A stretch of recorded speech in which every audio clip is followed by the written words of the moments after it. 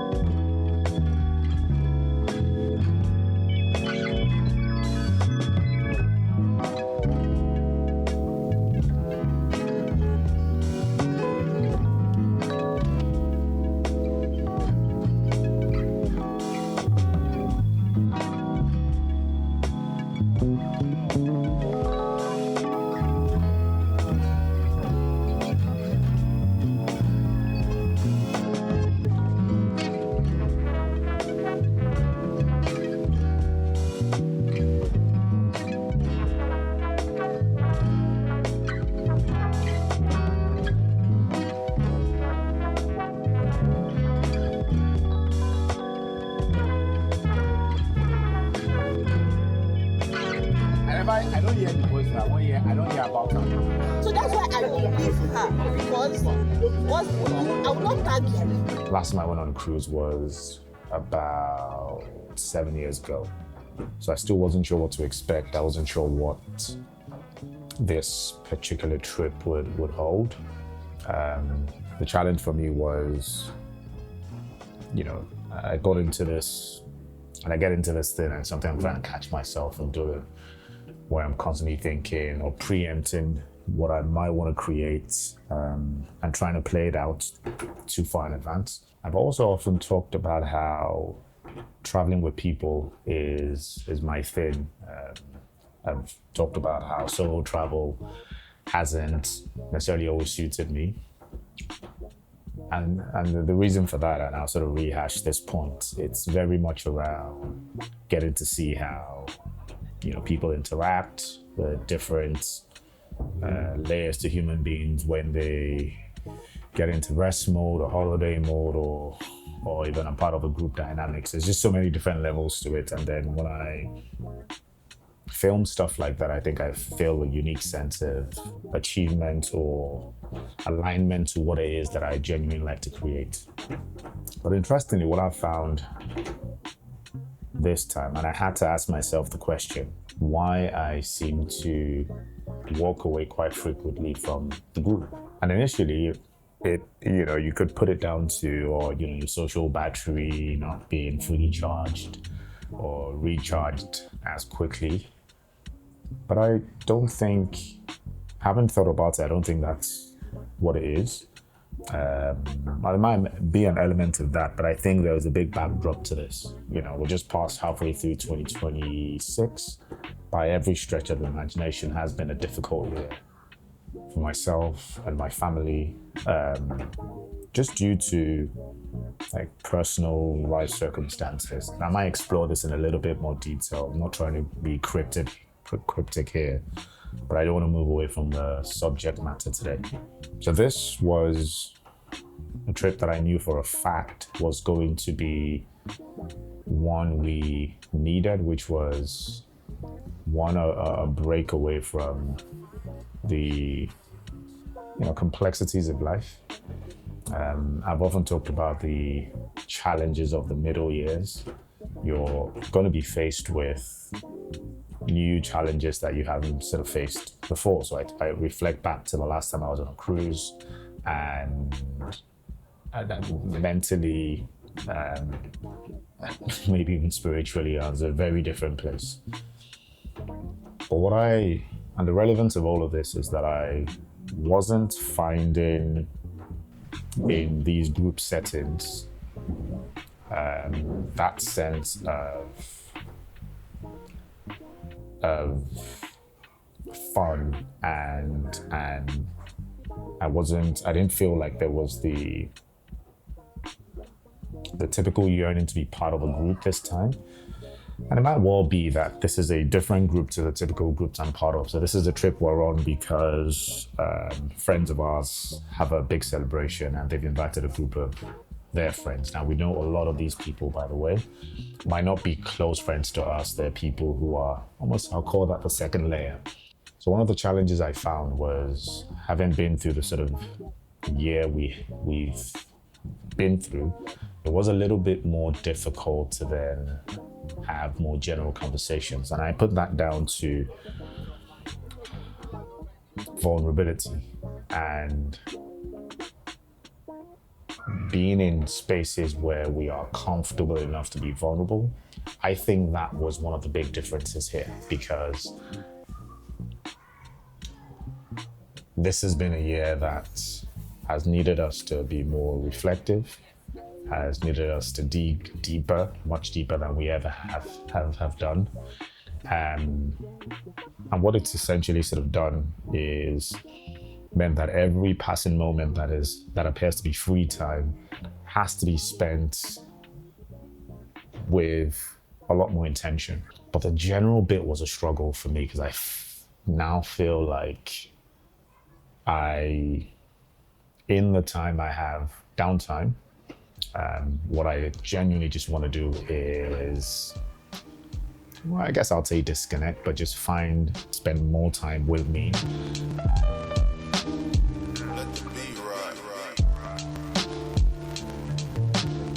What was interesting was I wasn't just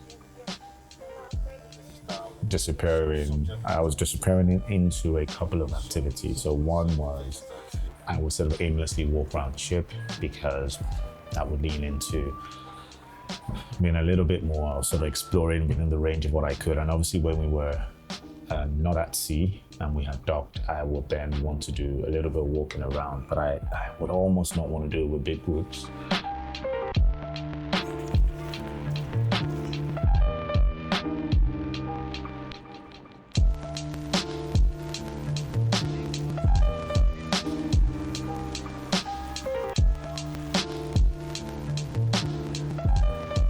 I wanted to spend more time with my family, who I'm here with.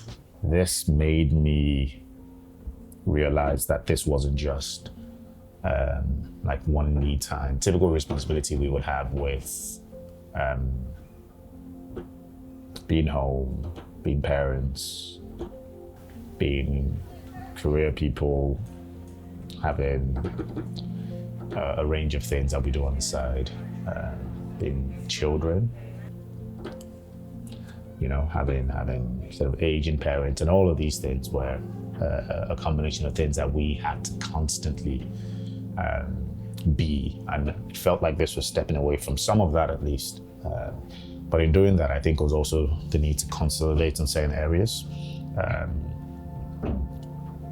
So I think about like time this has enabled me to spend with my family, and just seeing how I've had the ability to sort of step back and sort of watch my children sort of express themselves, one within groups, but also with us. And I know it's a wild thing to say. It feels like we should normally be doing that, but they do express themselves. But I think when everyone's relaxed, focused, locked in almost to, we're here to do nothing but just be us. To try to see the dynamics between us, but how they interact with themselves, how they interact with others, their thought processes, how they've developed as people from like over the years. So I think that's been something that has been, you know, a worthwhile experience, just spending time with family, being us.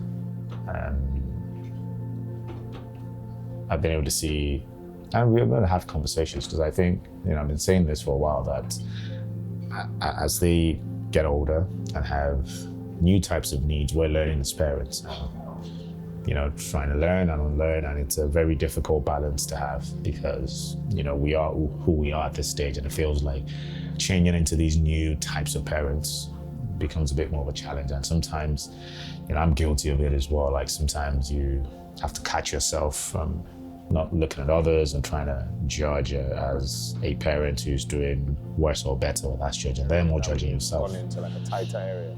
So once it freed up, he spun it, and that's how they go now.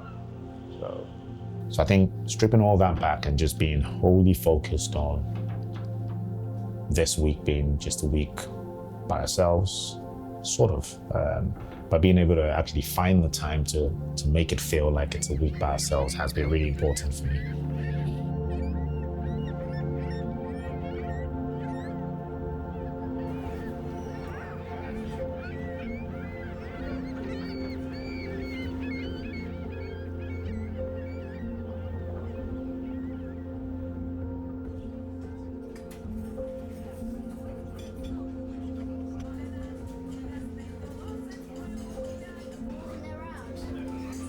So interestingly, although I had this, I hadn't sort of expressed it as well. Like we just didn't seem to have found any time to have any sort of conversation about what we wanted to do and what we wanted this trip to be.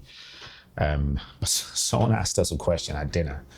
I was interested to be able to sort of reflect on just our past. You know, you have the typical sort of couple conversations around how did you meet, you know, how did you propose? But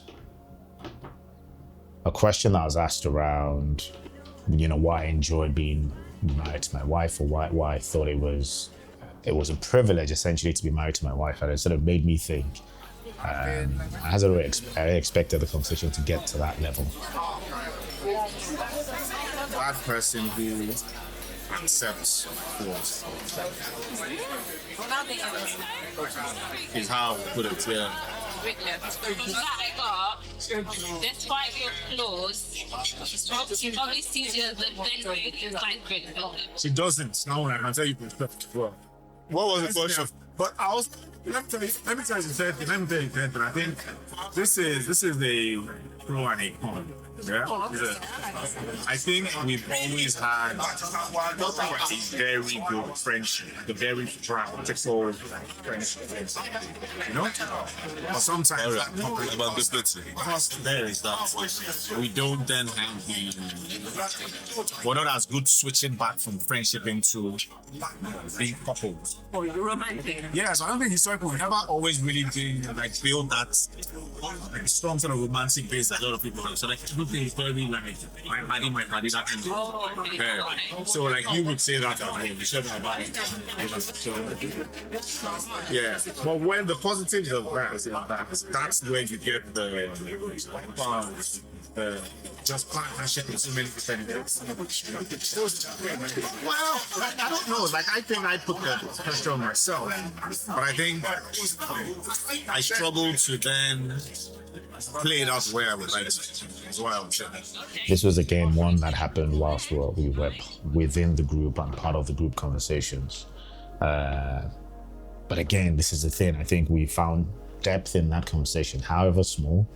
And this is back to my point. I would never sort of be dismissive of any groups. I just think, you know, finding the right sort of conversations with the right people. And I think some of these conversations are almost ordained to happen. But I enjoyed that moment. I felt like it was one that we needed to remind ourselves of the need to stay connected, the need to sort of refine that connection and not get overwhelmed with everything that was happening in our lives.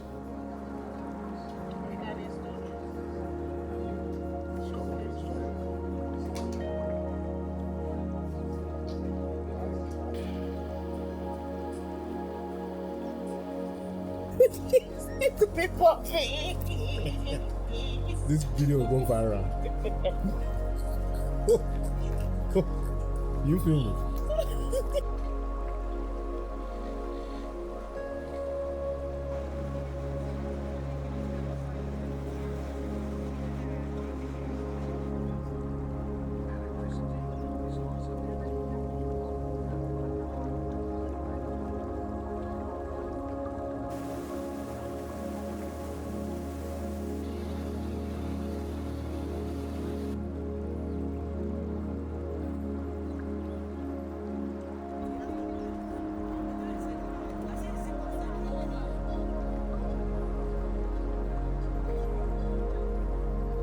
The other reason why I think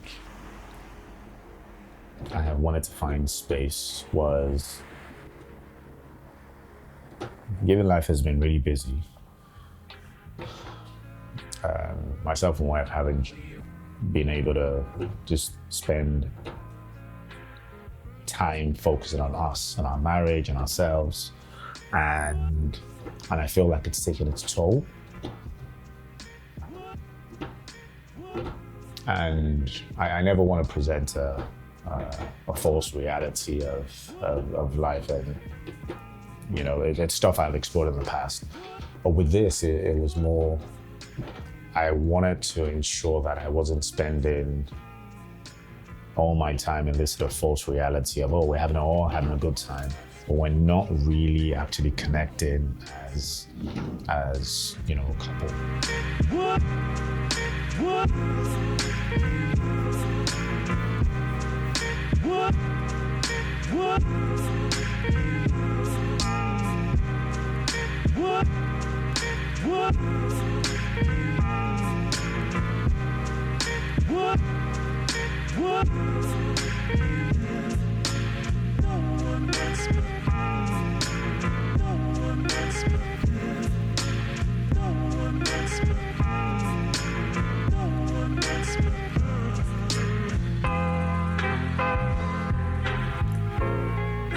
Those moments when you see families find like a slightly different table, or couples, sort of disappear for a little bit. They're very, very important moments, and moments that I say should be celebrated. The other thing as well, with when I think about how this all impacts like marriages and couples specifically. And again, it's one of the things you're paying for, which is childcare. So the opportunity for children to be part of kids club or youth clubs on these trips. And the reason I mention that isn't to advertise that layer of being on a cruise, but it's more for us specifically. We this is sort of, I realized only a couple of days ago that this was one of the few times that we had not had sort of care responsibilities of any form this year, or didn't have to at least worry about it, because sometimes we're away and we'd made a trip, but it was constant back and forth, trying to get this person to help with this pickup and this person to help with this run, and sometimes to hospitals as well. So it was the first time we didn't have sort of some of those responsibilities, or at least the hours where the kid clubs were active for our kids. And it's the reason why, one, certainly have found time to sleep. I honestly don't think I have had siestas, as we call them, for ages. But I've had to sleep this afternoon. I had to sleep yesterday as well, and it's just, again, these are just things that are dawning on me, and I find sort of interesting when I think about the new layers that are unraveling, that I would never really have thought about anyways.